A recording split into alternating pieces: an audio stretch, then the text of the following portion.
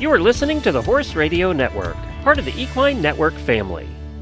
Welcome back to the Horse HealthCast. I'm Jenna Boxgarden, Manager of Digital Marketing. And I'm Ashley Lecomte-Lazich, Head of R&D. And today we're bringing you part 3 of our Beat the Summer Heat series. We've talked about anhydrosis, we've talked about UV protection, and today we're getting into another health-first focus when we talk about heat, electrolytes. Smart solutions, trusted voices. Your source for equine health and wellness. This is Horse HealthCast by Smart Equine. The discussions in this podcast are intended for educational and informational purposes and are not intended as veterinary advice. You should always consult with a licensed veterinarian or qualified equine health professional before making changes to your horse's diet or care plan. Hosts and guests cannot guarantee the reliability, accuracy, or completeness of the information shared, and as such, these discussions are not a substitute for veterinarian or professional guidance, and any actions you take are at your own risk. Products discussed on this podcast are not endorsed by Smart Equine and are not intended to treat, diagnose, or cure any medical issue. So as a part of the marketing team, I feel like I'm pretty well versed on why electrolytes become a pretty hot topic every summer. But from the scientist perspective, can you tell us why they're so important? Yeah, I mean, we're going to spend the whole episode talking about why they're so important. But I think that the overarching theme is that they're like pretty vital to life. Like having adequate electrolytes, having correctly balanced electrolytes, they're critical to like almost every bodily system that you have.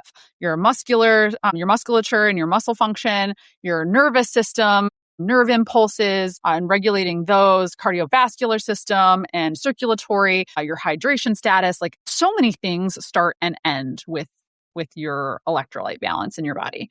So, yes. The answer is yes. And I mean, that obviously feels incredibly important. And I know a lot of those things, but I feel like I'm always learning. Like, I don't think I really knew that it had that big of a part to play in like cardiovascular stuff. So that's pretty cool. And I guess as always, like the little things, like little electrolytes that we add to our horse's feed, like it doesn't seem as if it should be that big of a deal, but they always do end up being a bigger deal than I think they're going to be. But yeah, I feel like we talk about them like very like colloquially, like don't forget to take your liquid IV. And like they're just like this hangover cure, or like when it's hot outside, you just drink your Gatorade because that's what you are told to do. But I think that understanding the role that they play in your body may help you to remember next time to like truly give your horse that electrolyte, truly offer that salt and trace mineral lick for them. And once you understand like the true importance of what they do, other than just like replenishing your hydration, because it goes so much further than that, you know, hopefully that'll be a positive takeaway for some of our listeners today. Yeah, I love that. Knowing the hows and the whys behind something can really help it stick and really help it just feel like you're doing something real versus just, don't forget to take a drink. So I love that. Great pre-takeaway. Now, to kind of get started and introduce what these are, can you explain what electrolytes are? Yes. Okay. So electrolytes are like minerals that are electrically charged in some way, right? And there's different ones. Sodium, potassium, calcium, chloride, my favorite, magnesium.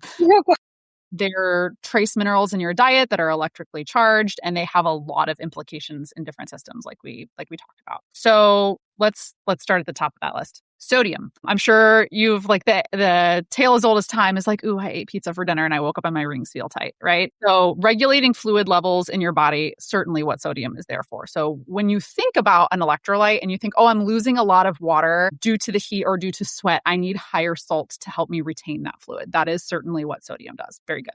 But it also has a huge role to play in nerve and muscular function. Let's go back to when we talked about like sodium, potassium, magnesium, calcium, the ion channels of musculature and how we contract and release sodium plays a huge role in that. Important. Potassium. Here's another one that I'm sure we've all heard, like, oh, if you're cramping because you've taken a really long run and you weren't properly hydrated, go eat a banana. Yep. Bananas have decent amounts of potassium in them. So potassium works with sodium to help maintain blood pressure, healthy regular heartbeat, and it needs to be well balanced. So the ideal situation is a 1 to 3 sodium to potassium. So You always want to have more potassium than sodium. We get into calcium. Obviously, we know that calcium is good for our teeth, our bones. We always see things about like when you're pregnant, you want to have more calcium because this is the first thing that can become depleted. Like calcium leads to osteoporosis, et cetera. But it also helps to control nerve impulses and conductivity in nervous system transmission. Chloride works, again, sodium chloride, right? That's like table salt. Going to work to help maintain fluid balance and blood volume. Magnesium, shouldn't have to talk too much about this. If you're a regular listener, you know how much I love it. And Jenna too. But magnesium, also an electrolyte, and helps muscular function, muscle relaxation, muscle contraction, and then overall cell metabolism. So there's a lot within all of that we could kind of like break down. So those are like your core. There's more, but those are like your core trace minerals that are within your electrolyte category. And if you want, I guess if you want to, we could break down like the various systems and like how they all function together to make it work. I'm not opposed to going pretty in depth on this just because I feel it's not something that we talk about in depth a lot. Like you said, it's something I think as like a society, we're just like, get your electrolytes in. So I don't know, the more we know, the better, right? I love that. All right. So let's talk about everything except hydration, because I feel like everybody that is purchasing an electrolyte today, maybe not everybody, that's a sweeping generalization, but let's say the majority of people, a good deal of people who are purchasing an electrolyte either for themselves or for their horse, they're doing it out of probably habit because they believe that it helps to replenish them for some reason and keep your horse more hydrated, which it does. But let's talk about all of the other things that are just as, if not more important than that. So first of which is musculature. Your muscles need all of these electrolytes in some capacity to function. So electrolytes are going to help your muscles flex, release, function. Good example, calcium, magnesium. They help with movement and potassium in there for cramp prevention. Proper muscle function relies on continuous back and forth exchange of these charged particles.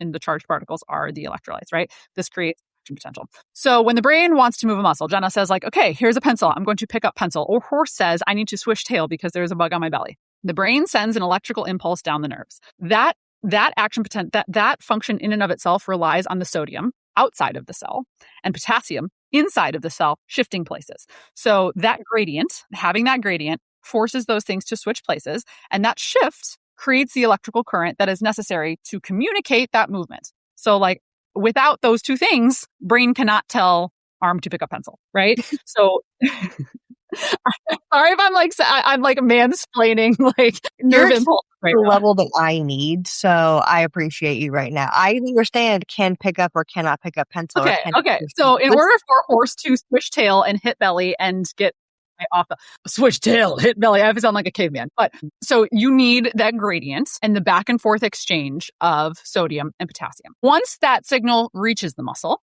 it triggers the release of calcium. So calcium binds to the muscle proteins, which then unlock the muscle fiber, causes them to slide together, contraction, pick up pencil. Now our arm is stuck or horse's tail is stuck or whatever. Relaxation. To stop the contraction and allow the muscle to relax, magnesium steps in, removes the calcium from those proteins, returning the muscle to resting state, ready for next movement. And like that's happening while my lips are moving, just talking to you. Yeah, everything we're doing right now is all.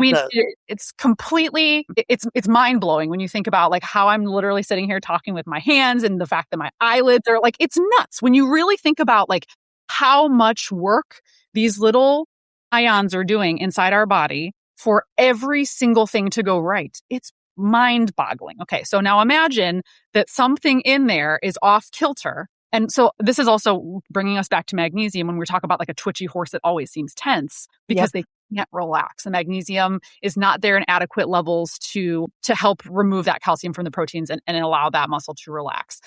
The sodium, the potassium, the calcium, anytime these are either insufficient or in disadvantageous ratios, bad things can happen. Okay. So within that, we also kind of talked about the nerve communication. Electrolytes generate those electrical signals that allow your brain to communicate to the rest of your body to tell your body what to do. And they're happening at like lightning speed all the time, at every second, right? Your heart health, they help to maintain rhythmic electrical impulses that are required for your heart to pump blood efficiently throughout your body. Okay. And then last but not least, electrolytes, especially sodium, do help to pull water in and out of your cells to maintain optimal fluid levels and blood pressure, right? Because if your blood pressure gets too high, you're typically dehydrated. Your blood pressure gets too low. Your blood volume is too high. So making sure there's a homeostasis is a great word for like natural balance. Like we're just trying to make sure that our bodies are in a perfect harmony with the way that God made them and nothing is it's the Goldilocks. It's Goldilocks. Just right. Not too much. And so we want it just right. So your salt and your electrolytes are helping to make sure that your hydration is Goldilocks and that everything is just right. So yeah, because these electrolytes carry electrical charges, they control osmosis, which is the movement of water in and out of your muscle cells. So sodium primarily is going to regulate fluid outside of your cells, while potassium dictates fluid inside the cells. And again, maintaining that gradient ensures that muscle cells are fully hydrated and efficiently synthesizing proteins, producing energy, able to do all the things that we're asking it to do. And then I guess kind of along with that, they're also helping to maintain your body's acidity and alkalinity to make sure that your blood is at the correct pH. So like these little guys, these little electrolytes that we reduce just like or a salt, like they're doing like big work inside of our body. Big work. So sorry, that was a lot. No, that was incredible. So, I mean, how many follow-up questions is appropriate for follow-up questions? That's okay. That's what we're here for. I'm ready for the follow-up questions. First and foremost, like we talk about electrolytes a lot, like now when it's summer and it's hot and things are happening. But are electrolytes something that we should be thinking about for our horses year round if they're in work, knowing that muscle and cardiovascular health are so intricately tied together with that? Yeah, but like, let's take a step back, right? These minerals are found in so many things that your horses are naturally eating. Sure. They're naturally intaking a lot of this just through their regular diet. So like supplementing is a supplement to what they're already getting. Exactly. Okay. So in a perfect world, a well-balanced diet would produce all of these things in adequate levels so go to NRC 2007, type that in your Google machine. That takes you to like the required daily value of all micro and macronutrients that a horse needs for life. And remind anybody who's not familiar, what is NRC? National Research Council? Correct. Got it. Fact check on that. I think National Research Council. Maybe. So I never refer to it in its full name, but effectively, and I will give a shout out to Dr. Brian Nielsen because he was my graduate professor at Michigan State. He was instrumental in creating those requirements. So a bunch of horse PhD nerds came together, nerds in the most endearing way possible. Absolutely. And they created a daily recommended value, the same way that when we look at a nutrition fact panel on the back of our reel or whatever, it's telling us for each micro and macronutrient, how much does our body need to properly function. The NRC 2007 is what establishes those for horses. And it breaks it down by like the life cycle stage that your horse is in. How old are they? How much work are they in? Are they pregnant? Are they lactating? So it gives you a breakdown. So anyhow, in a perfect world, a well-balanced diet, a forage first diet with, a potential complete feed or ration balancer or whatever, in some cases, just access to healthy, green, fresh pasture should fulfill all of those needs. Now, the reason horses in the summertime, and the same as a human, right? When you're outside and you need to replenish this because you are sweating. Mm-hmm. Sweat is hypertonic, which means that it is highly concentrated with electrolytes. Okay. It contains much higher levels of minerals than circulating blood or even human sweat. So the horse's sweat, very hypertonic. They are going to lose a lot of electrolytes via sweat. In fact, I'm fairly certain, and again, fact check me here, but I'm fairly certain that sweat is the primary mode of loss of electrolytes. So potentially they lose a little bit in feces and urine, but I'm fairly certain that the majority of it is lost via sweat. So like when you think about how much a horse is sweating, right? We talked last time about horses sweating a lot with that latherin because they have a increased body mass with a low ratio of surface area. So they have to sweat a lot to cool themselves down. Not enough skin for how much horse there is. That's right. Not enough skin for how much horse there is. So they're sweating a lot. Their sweat is hypertonic. It has a lot of electrolytes in it, which means that the more your horse sweats, the more they are losing those electrolytes. So which then means, of course, we have to find a way to replenish them. Yeah. So a horse loses sweat profusely during exercise. Quickly too, we want our horses to sweat. Like, we not do. Of course. It's a whole other episode that we've already covered on anhidrosis. Go back and listen to that. So if you're like, my horse doesn't sweat, he doesn't need this. That's a different concern. You should talk to your vet. But we want to see sweat. We want to see lather. We just also know that when we see it, there's now extra steps that we can take. Yes, of course. So we do want your horse to sweat to some degree. When horses sweat profusely during exercise, if they are experiencing heat stress, they lose rapid amounts of electrolytes. Yeah. So those are the sodium, chloride, potassium, calcium, magnesium, nosediving, right? A horse can lose several gallons of sweat in like a single hour, like big time sweat, right? And I remember, I want to say it was somewhere between like 100 and 150 grams of electrolytes can be lost in a single hour of hard work when we're talking gallons of sweat. So now this doesn't always mean that your horse, I mean, obviously I'm referring to hard work here, but like scenarios where your horse is sweating can also just be in a hot trailer when there's no airflow. I'm a crazy person who keeps my windows closed when I'm hauling because I fear that some crazy person out on the expressway is going to flick a cigarette out of their car and it's going to fly into my trailer. So we are our doors and windows. Thank you for that new nightmare that just got unlocked. Sorry, I don't mean to share my anxiety with you, but that is one that scares the bejesus out of me. To consider for the future. So like horses get hot in the trailer. So they can get hot standing outside. I don't know what it's like in your neck of the woods right now. It is like 100-degree heat index here right now. So it's like a cool 94 here. It's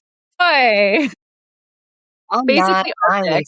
So, I mean, you think about, yes, competition and training being the two catalysts that would cause this, but it truly can just be existing in hot weather, sitting in a hot trailer, basking in the hot sun and peak, 12 to 2 p.m. when we know the sun is right above us and there's nowhere to escape from it. So even if you're days like today, you're going to be sweating. You're hot. You're just hot. So yeah, that's kind of how horses lose electrolytes and, why we may need to supplement them in some scenarios. Okay, so talking about all the different things this affects and how electrolytes work and move through the body and how horses lose electrolytes, it made me think of tying up. And I don't know a ton about it. I should knock on wood. I'm very lucky I've never had a horse who's tied up, but is it related to electrolyte loss or is it a totally separate health concern outside of that? My understanding, and I apologize because we're just kind of throwing this in there and I hadn't prepared this. So I'm just left fielding this question. That's okay. Just like speaking from my, education 14 years ago. My understanding is that you can have like sporadic tying up, which I think would be somewhat related to electrolyte imbalance, heat exhaustion, kind of what we're talking about. And then there's chronic tying up, which is an issue, I believe, like more connected to maybe muscle concerns or muscle disease in and of itself. Okay. So if you suspect that your horse is tying up, we can do another episode on different types. We should take some time and deep dive on that in the future. It's a good idea. And we certainly, because now I want to get into talking about rhabdo and PSSM. So I think that we could have a whole episode on muscular issues. But if you suspect he's tying up, and you'll never hear us say this, call your vet. Wow, what a concept. We can make it into a whole jingle. Right. That's right. If you suspect your horse is tying up, call your vet. For sure. For sure. Don't listen to Jenna and Ashley on the podcast. Get on the phone.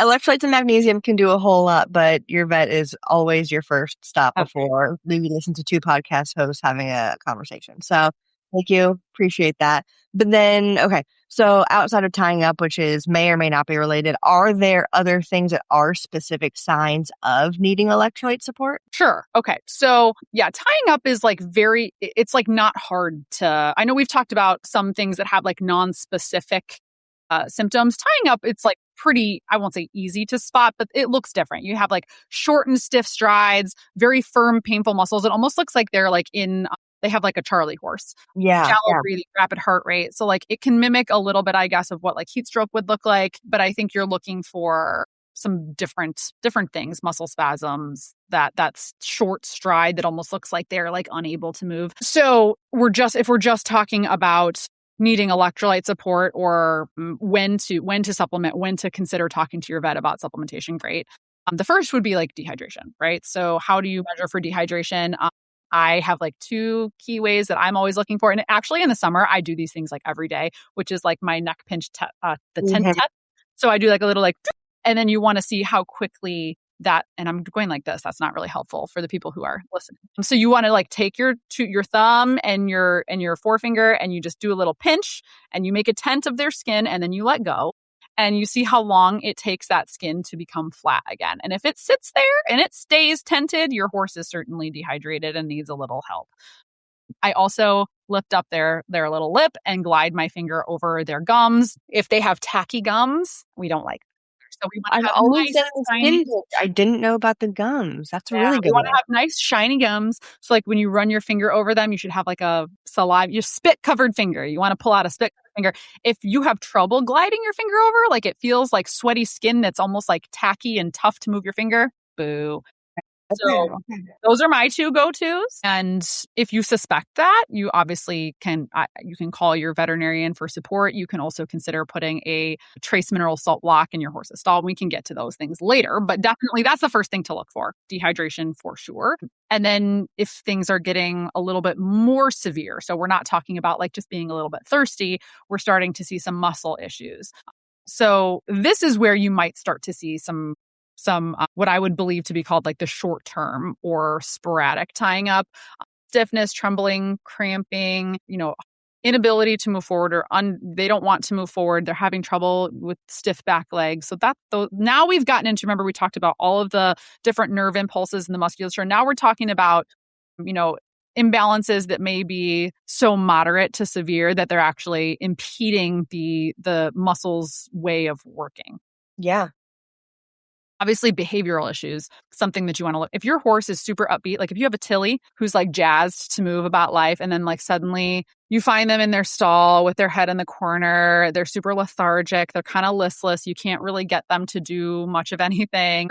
Quite the opposite could be like a horse that usually is super chill and is now very anxious and can't relax. So changes in their behavior. Broken record here, know your horse's baseline, understand what's different for them. The opposite would be for Andy, who's like my, I won't say dull, but my very hum-ho warm blood. If he's suddenly panicking, like twitching uncontrollably, unable to relax, something is up there. So looking for behavioral changes. And then of course, like if you're riding them and you start to notice poor stamina, weakness, stumbling, when I'm out for like gallops on cross country, I like do my trots and my gallops in sets so that in between I can measure how long it takes him to recover. If for some reason it's taking him longer to recover than usual, it may be worth, considering an electrolyte supplement there. Yeah. And we've said that before. I feel like eventers are so good about having that like time in their head for their horse's recovery. Growing up in the hunter jumper world and the equitation world, like that wasn't really something that we did a lot of, at least none of the barns that I rode at. If you're doing that as a hunter jumper, kudos to you. But I would definitely encourage anybody who's not an eventer, whatever your discipline is, whether you're trail riding or lessoning or clinicking in a dressage saddle, a Western saddle, whatever it may be, to do that. Once you've finished with your test, with your track, with your course, kind of counting it in your head if you're not able to wear a big watch, and just seeing how long it takes for your horse's breathing to go from the heaving after work to a more normal pace. I think that's something I wish I had done. I'm very lucky that my horses were very healthy for very long, but something I wish I had done to just be more aware of what their fitness level was. And if anything was wrong, I would have been able to count it out a lot faster. And when you're doing that, okay, so when you're counting, I'm glad you do that because I do it too. And when you're doing that, something that you should always be looking out for is thumps. So you'd have like I don't know what like the actual diaphragmatic flutter. It's like a hiccup-like spasm due to depleted electrolyte levels, I think most specifically calcium and magnesium. Their nerves become overstimulated, and I think it's like one breath to one heart impulse. So like their heart and their breathing start going in sync, and it feels like, it's called thumps because it looks like a spasm, like a hiccup, and it can happen after heavy exertion, heavy sweating, serious dehydration. So like you'd see it after cross country, after a race, after you're going out for a gallop. So it's visible. So that is something that you should certainly look out for. And if you see that, replenish electrolytes ASAP, rehydrate ASAP, maybe call your vet because that's a pretty severe. Okay. That is like indicative of a pretty severe depletion of electrolytes. So definitely look out for thumps. Yeah, I'm going to count myself lucky that I don't think I've ever encountered that, but that Me either. Off-putting as like the mildest way I can describe it. Yeah, so lots of things to look for, which I think is always good to know. I feel like sometimes it's almost like scare tactics as we're talking about this, but you need to know the warning signs if you're going to know what do next. So always it's not like the end of the world, but like we're just talking about things to look out for, right? Like yes. if it gets to the point where like you're tenting skin and you have, okay, like they need some more water. If it gets to the point where they are experiencing thumps, like you should probably get them on an electrolyte, at least if they're going to be doing work. Now, I'm sure we have a spot to talk about the difference between like daily driver electrolytes and, okay, you're shaking your That head. was actually coming up right after I ask you what the difference between salt and electrolytes are. Because I feel like we've mentioned like mineral blocks and salt blocks. We talked about electrolytes. I don't think they're one and the same. So I want to give us some time to like let you, wax poetic about why they're different. Okay. So, I mean, this is like pretty simple and pretty quick. So salt is, okay, we talked about sodium chloride, salt, like it's salt. That is an electrolyte, but it's not all of the electrolytes. So sodium, we talked about sodium helping with liquid balance, right? So hydration status specifically related to sodium, helping to keep water in the body. Very good for hydration, but you aren't getting the potassium, the magnesium, the calcium. So there are other electrolytes that would be included in like a broad. If you were trying to shop between a salt product and an electrolyte product, understand you're only getting sodium chloride in the salt and you're not getting the other electrolytes that you would be getting in an electrolyte. And that's it. Okay. And then is there a difference between when people will order something that is, labeled as a salt block versus a mineral block? A trace mineral block should have all of those trace minerals as well. Okay. So if you're shopping, you're also relying on your horse's desire to intake that versus something that you add to their feed and you more or less know that they get it. Yes, but I'll tell you what, like horses are pretty cool. If I can find this study again, I will do the link in bio, or we'll put it in the show notes rather. But there was a study, and I think it was horses. It could have been cows. But my point is that animals are very intuitive. They put a trace mineral like bar out into a field, and it was broken down into the different minerals and the different licks, and there had like little windows, right? And the animal, and now that I'm saying it, I think it might have been cows, but the animal could go up and open the door to the specific trace mineral. They were not combined. So there would be like magnesium in this one and salt or sodium in this one. And they could go to the door that they wanted based on what their body needed. So like they're very intuitive eaters and they know what they need and their bodies know what they don't need. The same way that we would have a craving for like carrots if we were like low on vitamin A, right? Except for like animals are even better about it though. Like sometimes my brain tells me I crave ice cream. Girl, you do not crave ice cream. I know. Yeah, so they're pretty intuitive about it. Like I've noticed with Andy, he eats up, he's always on magnesium, as we know, and he it like crazy when he needs it, and then in other times I'll find it sifted to the bottom of his feed pan. So I mean, like they're pretty cool at knowing like when their reserve is full. So we did have a horse that came in, this was years ago, but he came in, he was great. Like there was nothing wrong, but per usual, everybody put either a salt or a mineral block in the holders on the side of the stall wall. And that horse, the moment that showed up, he walked over and he bit a chunk out of it. In the moment, we were all like, wow, what a weird habit. And then after, like 2 weeks and the vet workups and all that, the vet was like, maybe you should put him on something additional, put him on an electrolyte. And he stopped taking literal mouthful bites of the block. Still used it, but it wasn't like she was replacing it 3 times a week anymore. And you talking about the study made me think of that, how crazy it is. Because you're right, horses do know so much about what they need a lot of the time. They can't communicate it as well as we would like them to, but there's something definitely to that, allowing them to have that free choice as often as possible. Absolutely. My horses go through their salt licks like crazy. And I do also do like post-workout electrolyte pastes. So, but you have to look at your specific one. If it's like a Redmond rock versus just like a salt lick or like a Himalayan pink salt, they're all going to contain different trace minerals. So you would certainly have into which ones are there and which ones are not, and kind of take it from there. But yes, you can have a regular old salt lick versus one that has trace minerals in it for sure. Yeah. And I think that's a great note too, is that we call them salt licks and salt blocks. You are supplementing like that's a supplement in its own unique format. Yes. And that then leads us to, because you mentioned paste, we talked about the blocks, like the different types of electrolytes. Because you mentioned paste, we kind of alluded to the fact that there's dailies, like where do we even start with that? Where do you want to start with that? Okay, yeah. So let's start with like we are Smart Pack. So let's start with something that is Smart Packable. So if you were to have a electrolyte pellet or powder or something like that, that would go into your horse's feed bin every single day. Your horse is consuming this to make sure that these levels are at optimal levels every day. fantastic. Now, we had talked about how when horses are profusely sweating, there may be instances after hard work, after cross country, after a long trailer ride where they've been sweating buckets that they can lose gallons of sweat in just 1 hour of heavy work. So in those scenarios, which my horse doesn't gallop every single day. So I don't think that I'm needing to replenish. I don't think that I'm needing to replenish those electrolytes at that level every single day. But after a gallop or after we're showing in cross country, I have electrolyte paste that I'm going to give him either before or after to help him pump up those levels a little bit, encourage him to drink a little bit more, and give him just some extra help. So, yeah. And when we say paste, just for anybody who's not seen these before, this is literally like a dewormer tube. Like it Totally. is a tube, you shoot it up right in it tastes a lot better, from what I'm told, than any dewormers out there. So most horses do tend to actually enjoy them a bit more, but it's very straightforward. It is a tube, you shoot it in their mouth, they take it all down, you're good to go. Yep, absolutely. So you can have like your daily formulas that go in the feed bin. I think there are even some water additives that you can put in their water. I dare not mess with Andy's water because as soon as I put something in it, he's like, this doesn't taste right, and I'm uninterested. So I leave his water. Very much like Dasani and Aquafina are not the same, and he's very ready for that. Yes, he's a Fiji water.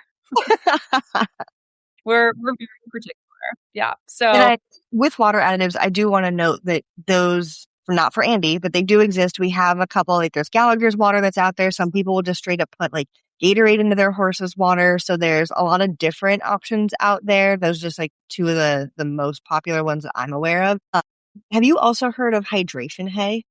No, educate me. Yeah. So it's something that we carry because obviously, but it's like a little concentrated block of forage that when you add water to it, it holds way more water than an average hay or long stem forage would. And horses tend to like to eat it. And because of that, they're able to increase, their water intake and their hydration intake while also getting some forage. And it's essentially like if you've ever had a dog or a cat, like you have to add water to their food to help them take it down for any reason, or adding water to grain. It's the same thing without having to go through the process of soaking a bale or flakes of hay. And it's a little like foot-ish block. So they're super easy to take with you on traveling for shows, for trail rides and things like that.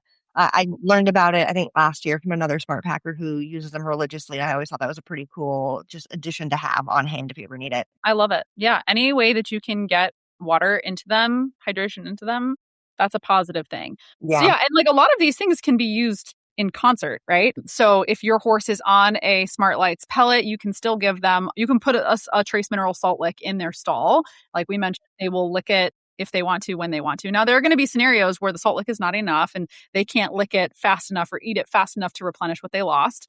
Yes. Especially in like really intense summer heat if they're in like consistent work. And then the paste can be used in concert with those two. So if you're concerned that your horse is having issues keeping up with their electrolyte balance, or you're doing some of these things and, hey, I provide a salt lick and my horse is on Smartlight pellets and I'm still noticing some of these things and he still feels like he's getting dehydrated, talk to your vet and they may have some great insight on what to do next. But there are certainly a lot of options and different ways that you can approach it. Yeah. And with the more traditional definition of a supplement, like Smartlights, like summer games, apple a day, things like that, I can definitely attest to the fact that regular people like me and Ashley use them for our horses and have used them, will continue to use them. But if you're like, well, my horse does X, Y, and Z, maybe I need more. Maybe they do, but also know that Boyd Martin and Jenny Brannigan, who are like some of the top eventing riders out there right now, they use Smartlights, powder and pellets and paste for their horses too. Ryan Wood uses them. So like, just know that you don't need to search out like these intense performance labeled electrolytes if you don't want to. If you want to, more power to you. I always support doing whatever you feel is best for your horse. But just know that like putting an electrolyte into your horse is putting electrolyte into your horse. So you're doing a great job, regardless of what the brand name is on the bucket that you're using or smart pack that you're using. Amen. And also to note too with hydration, I know we talked about like the hydration hay and Gallagher's water and Gatorade and things like that. Something that I used to use religiously was the silver lined buckets. And I don't actually even know if they exist anymore, but they had silver lining around the edges of them. Every time you scrubbed your buckets out, which was hopefully, weekly or so, it would help like renew it. And it helped create a fresher, better tasting water in your bucket. Interesting. So I tested it with my own horse and I put a regular, just, Fortiflex, whatever bucket, and then the silver bucket. And every time I went to go refill it, the silver bucket was drained. And the other one, he drank out of it because he had to, not because he wanted to. So if those still exist, I should have checked before we started recording. Wait, but this is really cool. I'm reading that they are antimicrobial to prevent slime buildup. So if I could replace all of my Barnes buckets with buckets, 120 plus buckets, right? But I mean, God, we spent a lot of time scrubbing. What is the name of it now that you've actually found it? It says K&D Equestrian's Equifit Ag Silver Clean Bucket. Yeah, the Equifit Ag Silver Clean. That's exactly what it is. Yeah. Pretty cool, So man. go find that. Take a look. If you don't have 120 buckets to replace in your large boarding facility, maybe consider it for the horses that you can replace it for. Cool. I thought those were pretty cool. That is really neat. I've never heard of it, but thank you for educating me. Look at that. We always learn something. And then I think we've talked about this before, but I'll just bring it up again. Especially in the polo pony world, beer is always one that I hear about being given to ponies after they work really hard. So I can't speak to that one. I've never done it. I have a couple of friends who've done polo. I've taken a singular polo lesson, which was really fun. Highly recommend.